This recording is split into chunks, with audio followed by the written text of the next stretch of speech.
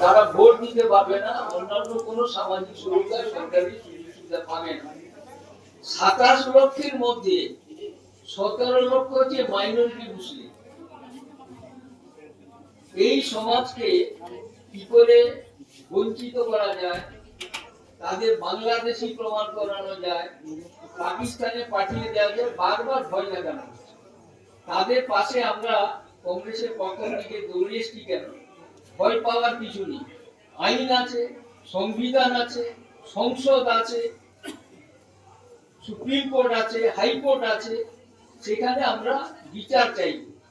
যারা বংশ পরম্পরায় এখানে শত শত বছর না হাজার বছরের বাসিন্দা, এখন যদি সেই 1952 সাল থেকে ভোট দেওয়ার পর আজ অব্দি ভোট দিয়েছেন যারা, তাদের নাম হঠাৎ বাদ দিয়ে দেয়, তাহলে কি তারা সবাই পাকিস্তানের বাংলাদেশি? তা নয়। আমরা এখানে হিন্দু, মুসলমান, খ্রিস্টান ভাই ভাই সবাই আছি। আজকে দেখুন আপনাদের জন্য দুর্যোগী বাবু, গৌরব সমতার এরা উদ্যোগ নিয়েছেন।